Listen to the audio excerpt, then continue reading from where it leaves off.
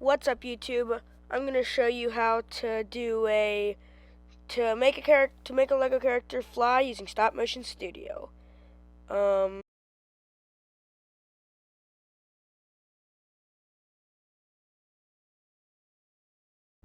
okay, so we're just gonna find a good pic. We're gonna have to first take a picture with nothing in it, with the background, and then we're gonna go to erase, and then we're gonna click at the top right where there's a square, and then select the frame that has nothing in it. So we're going to use this one, and then we're just going to basically erase or paint over the errors. So we're going to take out this big shadow at the top left where my hand was, but leave the shadow at the bottom for Dinjarin's flying, like the shadow that he's casting down on the ground. And then we're going to get a bit tinier of a brush to get more like the fine details. And make sure to do it in tiny little strokes so that then you can easily undo it and it won't mess up a bunch. So yeah, we're just going to keep erasing over all of this stuff that we don't want in the frame. Then we're going to go to the next. Well, actually, first, if you see there in the top right, there's the little holder that I used to hold him up while I was taking the photo. For something as tiny as this, it doesn't really matter, but it's best if you cover it up and erase it anyway. And you see, that's why we do it in small little increments, small little strokes, so we can easily edit over it. Or not edit over it, but undo it. And we're just going to go to the next. And just make sure that it looks as fluent as possible.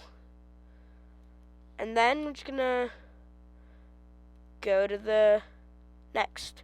And then there you can really see the holder. So there we definitely want to erase it. Now, don't make this same mistake again where you use the wrong frame to mask with. It doesn't really make too much of a difference, but it still does make a difference.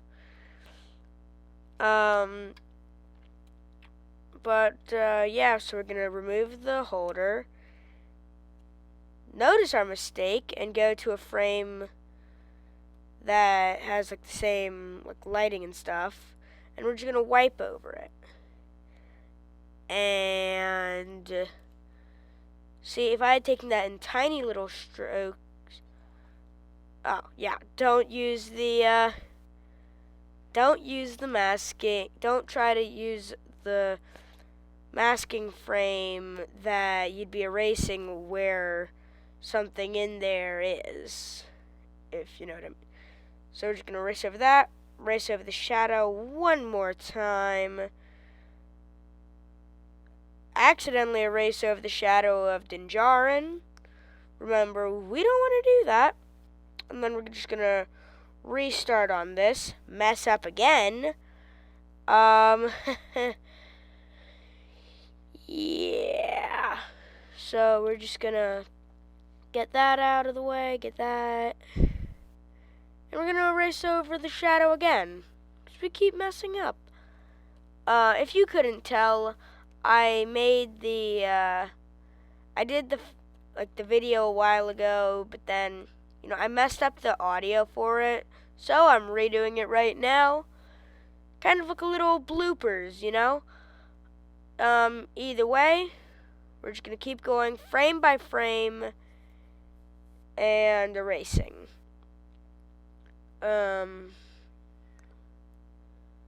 Slowly but surely, we're erasing.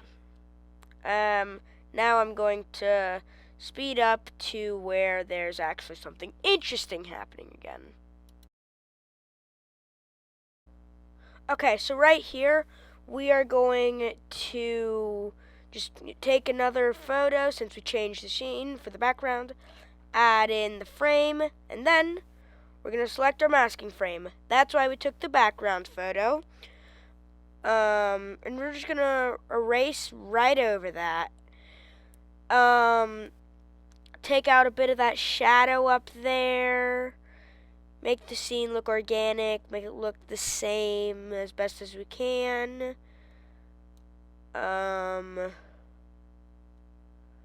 Yep, and then he's on the ground. Nothing we gotta do there. And then we're just going to do the, we're just gonna have him do his little spinny thing.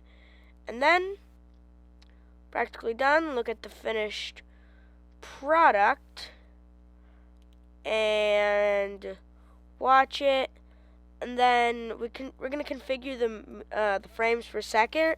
I usually edit at a FPS of 12 frames per second, but that's not what we're gonna do this time. We're gonna just kind of test around, find what's best for that specific one. Like sometimes I like it a bit more choppy, but then at other times I like it really fluent and stuff, and sometimes I'm just lazy, so I do it choppy. It depends. So we could test out at 30, so it's super quick, or we could test out at 1. See each frame taking 1 second. But I think for this one we're gonna go 11 frames per second. I think that looks pretty good. Looks pretty nice.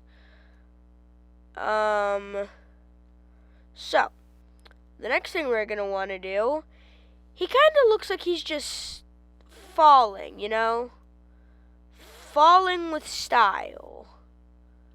So, we're going to give it one last look through, and we're going to configure that.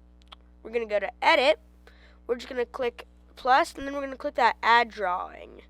Then at the top right, we're going to click the circle, and we're going to go to the color, and we're just going to give it a red color. And then we're going to just kind of mess around with the color a bit. Try to find a good color, because this is going to be the exhaust, like the fire coming out the back. Now, this part I am really bad at, so, yeah, don't judge me. Be quiet. Oh, You're not supposed to be in this. Shut up. I'm gonna leave it in as a blooper, but don't do it again. Okay, so we're just gonna keep adding in the leave. We're just gonna keep adding in the fire. Make sure every time you do an X frame, you have to add in another drawing again. Which is a bit annoying. And just keep adding the fire as it slowly dims out as we're landing, and slowing the thrusters. Then we're gonna give it a bit lighter or darker of a shade for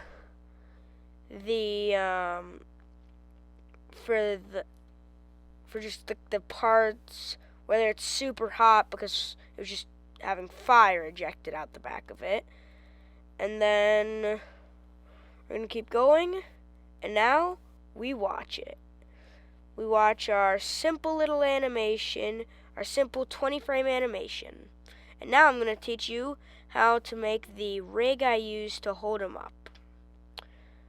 Right now.